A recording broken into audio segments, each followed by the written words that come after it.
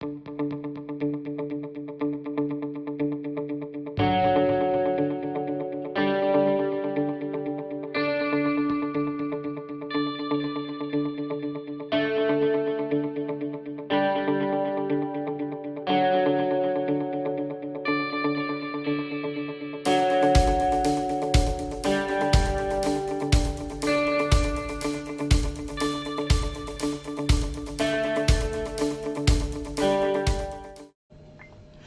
morning, everybody. Crafting Journey here, that Journey Chick on Instagram. Make sure you're following me on Instagram. So, first and foremost, I need to. You subscribers are the best. So many people reached out to me yesterday, and I was so touched. I've got way more friends than I thought. um, thank you all. It was deeply, deeply appreciated. All your thoughts and suggestions, and um, I feel much better. It's still there, but not as bad. I don't know. Does that make sense? But I had a great day yesterday. I did not have to work. So, first, still working on the Alice painting. So I'm working on the little rabbit over here. So let's turn it around.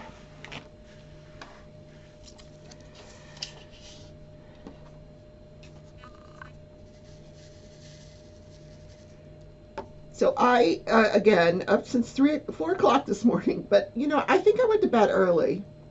But it was nice, no social media yesterday.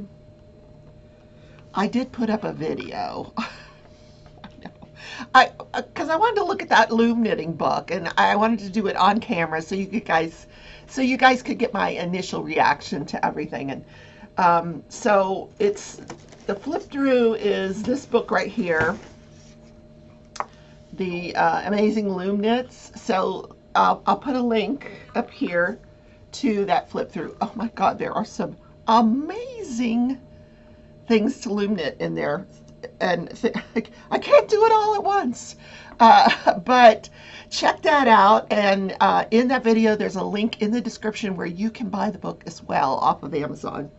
I think it's like $17 or something. So not a terribly expensive investment. And then Wambui made it. She came out with her 10 stitch blanket video yesterday. So that's, I'm like 5 minutes away from finishing that scarf that I've been working on, the lace looking scarf. And I believe the stitch that I was trying to reach for is called an heirloom stitch. I couldn't remember what it was. So it's an heirloom stitch scarf. I'm almost done with that. As soon as I finish that up today, I'm going to start the 10 stitch blanket. And I have a huge roll of yarn that I'm going to, since it's new to me, this 10 stitch blanket, and it's kind of practice, I'm going to use that yarn. Not my favorite colors, but I think it'll make a beautiful blanket. So we're going to go with that.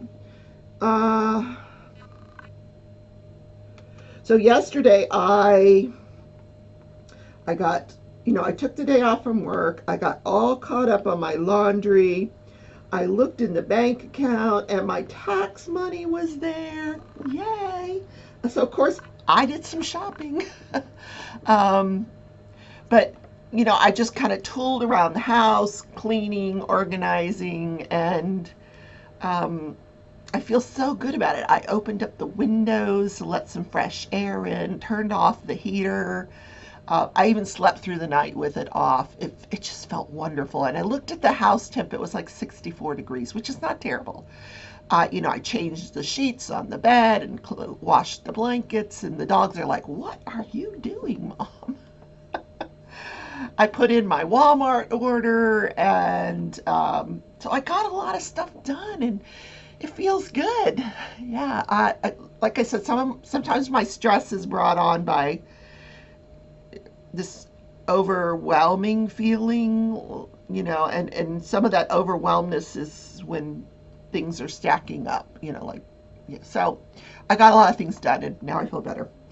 Now, why am I waking up at 4 o'clock in the morning? I don't know. My sleeping habits are just horrendous, but it is what it is.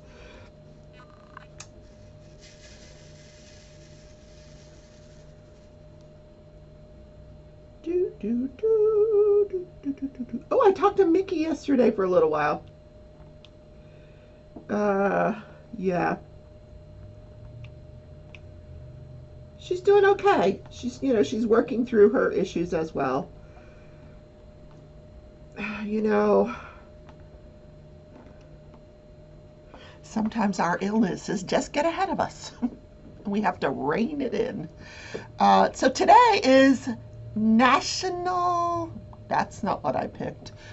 It says National Grammar Day. We're not going to talk about National Grammar Day, but it is also National Sunday.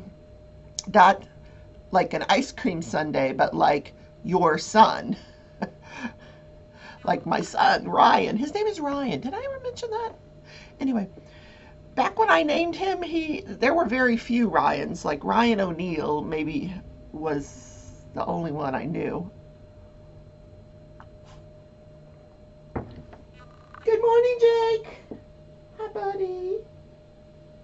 Hi. What's up? That's my little co-host. Hi, buddy. You need to go to the groomer. Yeah. He's looking at me like, hey, breakfast? Can we get some? He's so cute. He's so cute. I love the scarf. Narita made it for me. And look at the colors. Oh, so beautiful. Because it's, like I said, I got the house opened up, so it's a little chilly, but I don't mind. National Sons Day. I was trying to think, what were we talking about? National Sons Day. So this was a day that was kind of a counterpart. They put it into place after they had the National Take Your Daughter to Work Day. So they made a National Sons Day, sort of as a counterpart. Now, I can't say that I ever took my son to work. Did I ever take my daughter to work?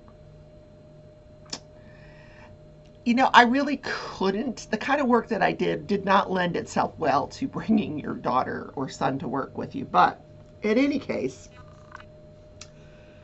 this is a day to celebrate your son. I love my son. Oh my God. I don't know what I would do without my son. My daughter, I know she loves her mom, but she's out there living her own life, and I'm sure she thinks of me every now and then, But I hear from her on the holidays. But my son, he calls me every night, almost every night. He goes to his jujitsu and his judo, and he's teaching classes and taking classes. Him and his wife go every night. Oh, except for Friday, that's date night.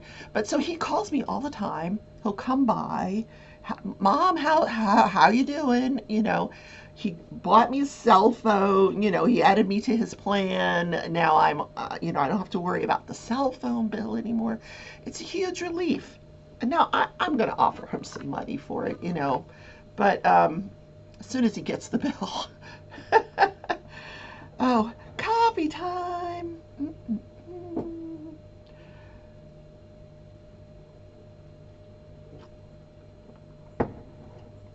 So Lion Brand yesterday had flash sales, a couple of flash sales, but one flash sale, they had their Ferris wheel yarn on sale.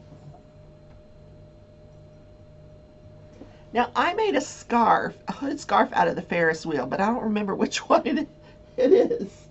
But anyway, I loved it. So I ordered some more Ferris wheel yarn, 35% off. But it's flat. It was a flash sale. Like, it was only good for like an hour and a half. At least by the time I found it, an hour and a half left. So I got that. I ordered a few skeins of that. And then what else did I buy yesterday? So I have been wanting a toaster oven. You're not going to believe this. In my entire life, I've never owned a toaster oven. I haven't. I just haven't. Isn't that weird? So I decided, okay, I'm going to buy a toaster oven. So I look up on Amazon. Well, you can buy just a simple toaster oven, but oh my God, you could buy these things now that are the size of a toaster oven, and it functions as a toaster oven, but it also does. You can air fry in it, you can broil in it, you can bake in it. It's like 8 in 1. It's like a little convection oven. I'm like, oh, gotta have that. Click.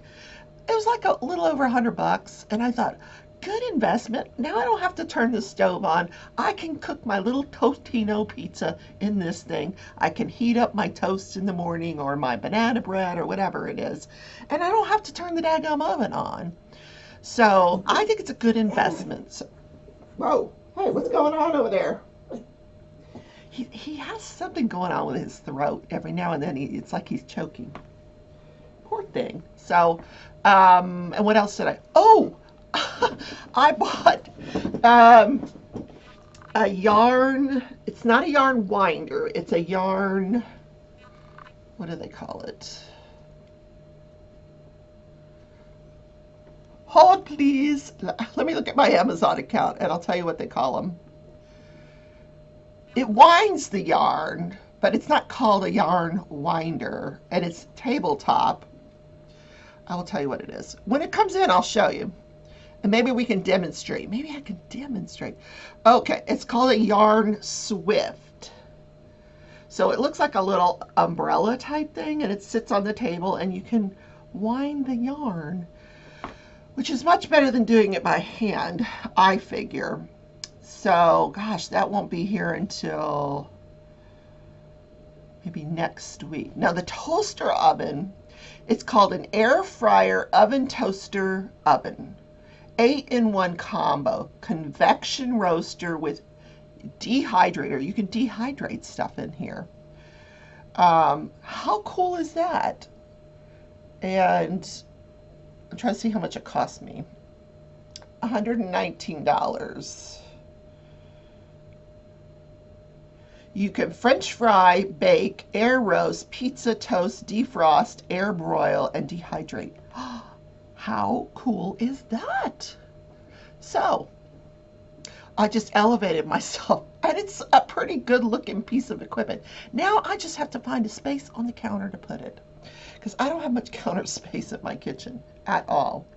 So the thing that I need to think about today is measuring the windows and getting curtains.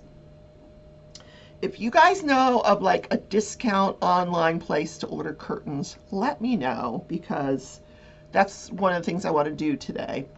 And I just want to simplify it, just not, just the kind you would slide onto a rod, that kind of thing, or put onto some. I like those, like you get those round hooks and you hook it to the curtain and you put the round, whatever. I'm sure I'll find something lovely, but the sun at 5:30 in the afternoon is just killing me. Oh my God. Is there a time change soon? I don't know. I want to say that there is, but I don't know when that is. Anyway, let's talk about Judge, Jury, and Journey. So the Kelsey Thomas trial. Yesterday was a much more interesting day than the day before. So they put an investigator on the witness stand, and this investigator is one of the two people that interrogated this woman for. The defense is saying, you interrogated her for 14 hours. It was 14 hours, but it was over 2 days. The first day was about 5.5, 6 hours. And they did not show everything. Good Lord, I wouldn't sit through that 14 hours of tape. It was very, very edited. So they were just showing splices of different things. But If I had a nickel for every time she said, I did not kill my daughter, I found her hanging in the closet, um, I'd be rich because she was just like, she's like, this is bullshit. You guys are trying to put words in my mouth. I didn't kill my daughter. I'm the one that found her. I mean, she was just adamant. Okay, so day two, same thing, adamant. I didn't do it. And she's sitting like this, I didn't do it. I didn't do it. Um, so then they fast forward, and all of a sudden she's confessing. She's like, okay, here's what happened. And what she says happened actually fits with the evidence. And this is what they were kept telling her during the interrogation. What you're telling us that you found your daughter hanging in the closet doesn't fit with the evidence. Um, she's like, whatever, I didn't do it. So now all of a sudden she did it, but it was an accident.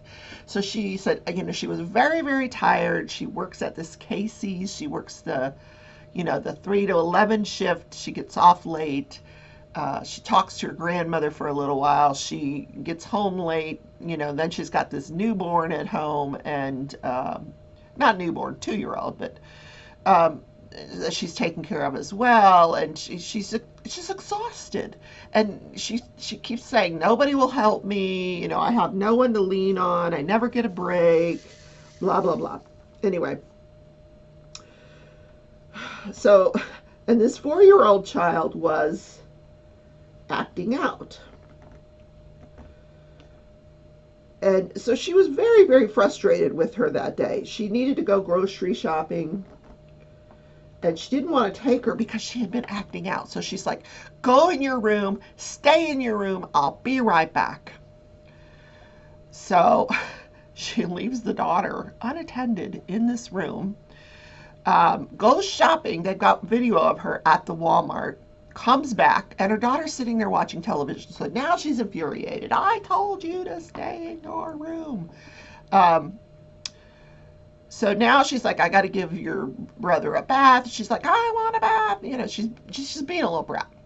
So now she's running around the house naked because she wants to take a bath. And anyway, mom's trying to get her, get the other one dressed and get a diaper on, and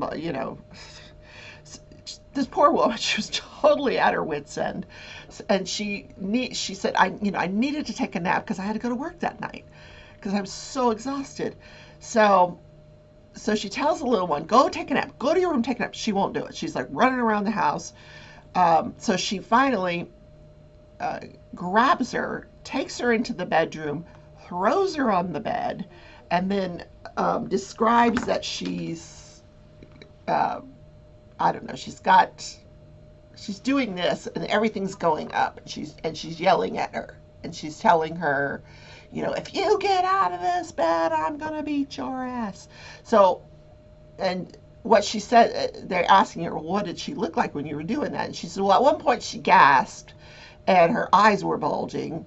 And then, as like a finale, takes her she takes her hands and she pushes herself off of her daughter and leaves the room. And she's like, when I left, she was alive. So then she comes back after she goes and takes her nap. When she comes back, the daughter's in the exact same spot, and her intent was she was going to go in there and pick her up and hug her and apologize. And when she goes in here, her daughter's dead. Um, yeah. Wow. And just wow. So that was yesterday's testimony.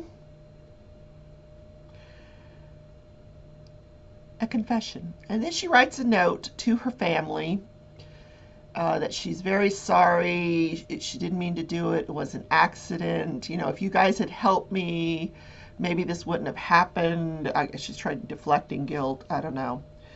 And then they presented 2 phone calls from the jail with her husband. And the first phone call, she says to her husband, I'm so sorry, it was an accident. And he's like, what did you do?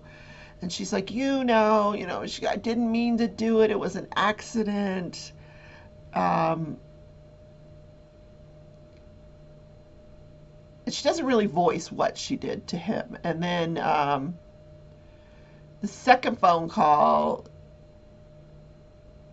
was similar. But she's like, "Are you going to divorce me?" And he's like, "I don't know. I just came from the funeral. I'm still trying to process all this." And yeah. So those were their two phone calls. So that's what the jury heard yesterday. I don't know. What do you guys think so far? Like I said, she's charged with first degree murder and she's charged with child endangerment. So which charge fits the evidence? I don't know. I don't know. So that is the trial for today. So today I got to go to work. I hope the work is not piled up from yesterday. My coworkers are really, really good. If they know that you're not feeling well, they'll cover for you, which is really nice. Like, if something comes in and it's something that needs to be expedited, they'll do it. Although I only told my boss that I was taking the day off, so because I don't want the whole world to know, even though I'm putting it on YouTube. I mean, I didn't want all of them to know that what was going on with me because it's personal. Except I'll tell everybody on YouTube. Guess it's not so personal, is it? Oh my God. Rebecca. I share it with you guys because talking about it helps me. And hearing your feedback helps me. So, maybe I should talk about it with my coworkers, but no, I don't know. So, what else? Oh, this day in history. Do, do, do, do, do, do. Let's find the history. So this day in history, there was the first case of the Spanish influenza. And oddly enough, this was the first reported case. There was probably cases before that. Just like with the pandemic, the first reported cases were like, January, February. We know there were cases way before that. But anyway, the first reported cases of this pandemic, this Spanish influenza pandemic.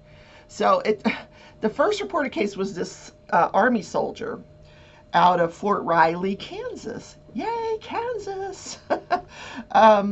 Complaining of cold-like symptoms, sore throat, fever, and a headache. Soon after, over 100 of his fellow soldiers were inflicted with this. This was in 1918. The flu eventually killed 675,000 Americans and an estimated 20 to 50 million people around the world. Here's what happened. We took our troops that were all infected and we sent them over to the war and we spread it all over Europe. Which is not a bad thing because it got to the Germans too, and it weakened the Germans tremendously. So I found these pictures that I thought were very interesting. So the first picture, you see these little boys, and they're wearing these little bags of camphor around their neck. Now, this was thought, it's an old wives' tale method of flu prevention. Now, I don't know if it actually worked. This picture appeared in the 1946 issue of Life magazine. Look at those shorts. Oh my God. Then we have a picture of these army guys and military forces, and they were gargling with salt water to prevent infection. This was at Camp Dix in New Jersey. And I don't know if that worked or not, but probably didn't hurt. This lady is wearing this sci-fi looking flu nozzle attached to a machine circa 1919. Not clear how it worked or if it had any health benefits. But doesn't she look comfortable reading? Like she's reading, but she's looking through all this, mask. I don't know. It's weird. Now this guy, the smart guy, is wearing a mask. Only one I've seen wearing a mask. And he's using a pump to spray an unknown anti-flu substance. This was in the UK in 1920. Now, I don't know if that worked either. None of these things probably worked, but who knows? Now, this guy, Professor Bordier of France's University of Lyon, apparently claimed that this machine could cure colds in minutes. Wouldn't that be wonderful? This was a 1928 photo, shows him demonstrating his own machine. Now here's another, I showed you that picture. Now I'm going to show you the picture close up. Do you see the problem with this machine? It ain't plugged in. Look, there's a little plug there, not plugged in. I just thought that was hilarious. He's demonstrating the machine. It ain't plugged in, honey. So, this flu finally died out in 1920, but not before killing worldwide between 30 and 50 million people. So bad. Yep.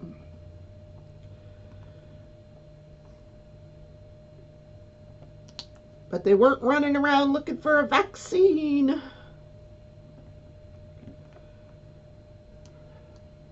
Or social distancing. No social distancing. How did this not occur to them back then? That you should probably stay away from each other if you got it? No, instead we're going to send you overseas to the war so you can spread it around. Who knows?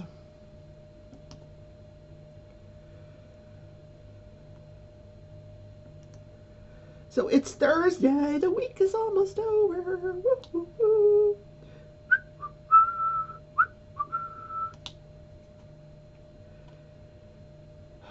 So I'm going to relax again today. I'm going to work.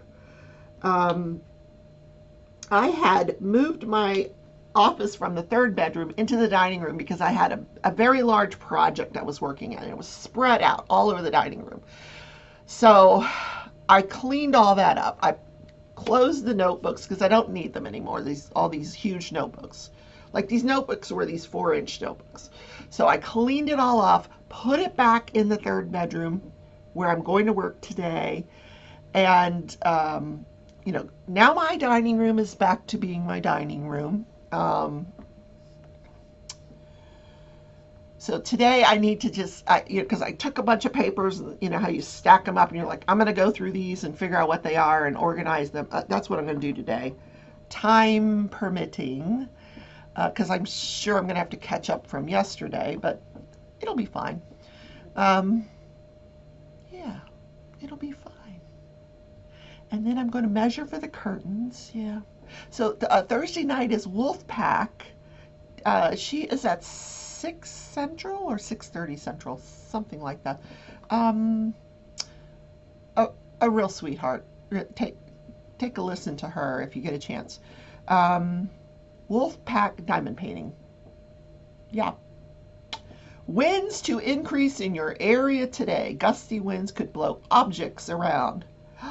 Well, we're in Kansas. Was that surprising? No. So guys, it's been a great morning. It's 6 o'clock in the morning. Yay. I will see you tomorrow in the morning show. I love your comments. Don't forget to leave the comments. I read every one of them, and they brighten my day.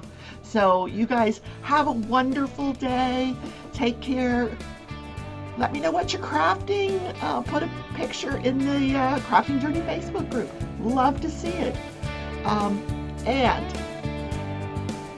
the March mystery diamond painting will be starting very soon. More to come on that later this